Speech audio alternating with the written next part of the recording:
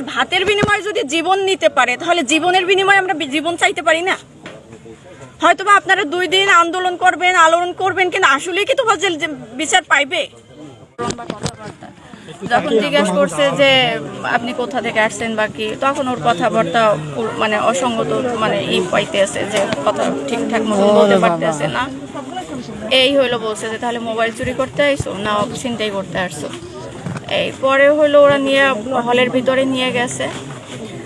এরপরে হলো মারছে একবার, প্রথম মাইরে তারপর হলো ভাত খাওয়াইছে। ভাত খাওয়াইয়া পরে হলো সেই 3-4 ঘন্টা ধরে টর্চার করছে। তা যখন টর্চার করতেছিল ওর হলো নাম্বার মুখস্থ ছিল, আমার বাবার নাম্বার, ওর ভাবির নাম্বার, ওর চাচাতো ভাইয়ের নাম্বার। তখন হলো 3টা নাম্বারে কল দেওয়া হয়েছে, 2টা নাম্বারে পাইছে। তো আমার আব্বাকে ফোন দিছে আর ওর ভাবিকে নাকি ফোন দিছে। আমার আব্বাকে ফোন দিছে, তা বলছে যে ওই রকম মোবাইল চুরি করছে। ওরে তখন এরা হলো সাজাইছে কথাগুলা, কারণ ওরেও তখন মারতে মারতে মাইরে ফালানোর পথে, মুমূর্ষু একদম শেষ পর্যায়ে।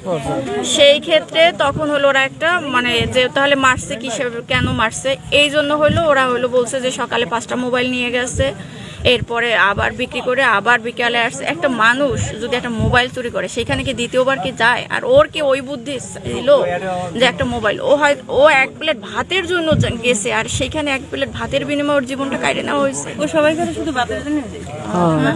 আপনি আপনার পরিচিত, ওর পরিচিত, হয়তো 50 টাকা চাইতো, হয়তো বাবা যে আমার একটা খাবার কিনে দাও। এই হলো ওর সীমাবদ্ধতা ছিল, ওর খাবার, ওর আচার আচরণের, ওর উদ্ভাট, ওর পাগলামির।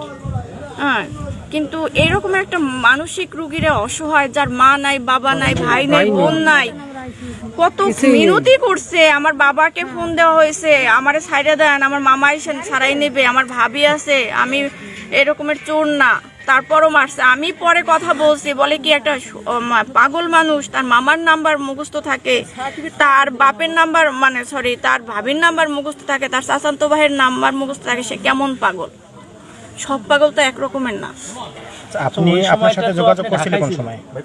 আপনি কখন জানতে পেরেছেন যে? আমি 10:30টার দিকে হলো জানতে পারছি। আমার আব্বাকে হয়তো বা 10:15-তে কল দিছে। তো আমি হলো মানে রান্নাঘরে ছিলাম, তো আমি আইসা আব্বাকে ব্যাক করছি, বলে কি এরকমের তোফাজ্জল রে। আব্বা তো ঠিক মতন বলতে পারতেছিল না, বলতেছে ঢাকা কলেজের। আমি ঢাকা কলেজের ফজলুল হক তো নাই।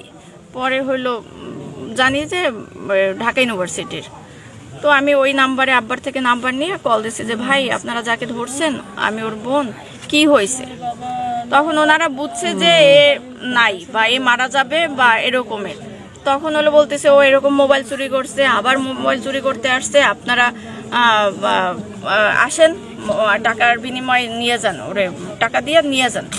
আমি বলতেছি যে দেখেন ওর মাথায় একটু সমস্যা আছে, ও যদি একটু পাগলামি করেও, হ্যাঁ আমরা মানতে পারি যে ও হয়তো মানসিক রোগী, ও হয়তো বা কারোর সাথে বেয়াদবি করছে, পাগলামি করে, বা এরকম খাবারের জন্য পাগলামি করে, এটা আমরা স্বীকার করি। কিন্তু যে মোবাইল চুরি করবে বা ই করবে এরকমের না। কিন্তু ও যদি কোনো অন্যায়ও করে থাকে, ওরে মাইরেন না আপনারা ওরা এরকম মাইরেন না। আমি বারবার ওনারে জিজ্ঞেস করতেছিলাম ভাই ওকে কথা বলতে পারতেছে, ওকে হাঁটতে পারতেছে? তা ওনারা তখন বলে নাই কিছুই। 35,000 টাকা চাইছিল আপনার কাছে। আচ্ছা, আপনি ওইখানে যাওয়ার পর কি সে জীবিত ছিল বা? না, ও মারা গেছে। ওরে মারা যাওয়ার পরে হলো আমি তখন ওই লোকটার সাথে কথা বলতেছিলাম, পাশ থেকে বলছে যে পুলিশ আইসা, প্রশাসন আইসা নিয়ে গেছে। পুলিশ তখন প্রশাসনের কাছে ওরা কিছুই দেয়নি। ও যখন মারা গেছে বুঝছে, তখন হলো ঢাকা মেডিকেলের বাইরে ফালাই রেখে গেছে ওরে। এরপরে ঢাকা মেডিকেলের লোকজন নিয়ে তারপর দেখে যে মারা গেছে, তখন হলো তারা মর্গে নিয়ে ফালাই রাখছে। এখন আপনারা কি চাচ্ছেন? চাচ্ছি জীবনের বিনিময়ে জীবন। 1 প্লেট ভাতের বিনিময়ে যদি জীবন নিতে পারে তাহলে জীবনের বিনিময়ে আমরা জীবন চাইতে পারি না? হয়তোবা আপনারা 2 দিন আন্দোলন করবেন আলোড়ন করবেন, কিন্তু আসলেই কি তোফাজ্জল বিচার পাইবে? ওর মতো অসহায় একটা মানুষ এরকম মাইরে ফেলায়, তাহলে আমাদের সমাজে যদি এই বিচারটা না হয় তাহলে এরকমের তো পথে ঘাটে সবাই মানে পাখি মারার মতো মাইরে ফেলাইবে, পাখি মারার মতো মাইরে ফেলাইবে জনগণের সাথে এরকমের তো মানুষের। তাহলে তো মানুষ ন্যায় অন্যায় বিবেক বলতে সমাজে কিছুই থাকবে না। আপনাদের হাতে বিচার দিলাম, আর কি বলবো বলেন, বলার ভাষা নাই যে একটা 1 প্লেট ভাতের জন্য একটা মানুষের মাইরে ফেলায়। কত প্লেট ভাতের বিনিময়ে আমার বাইরে ফেলতে পারে?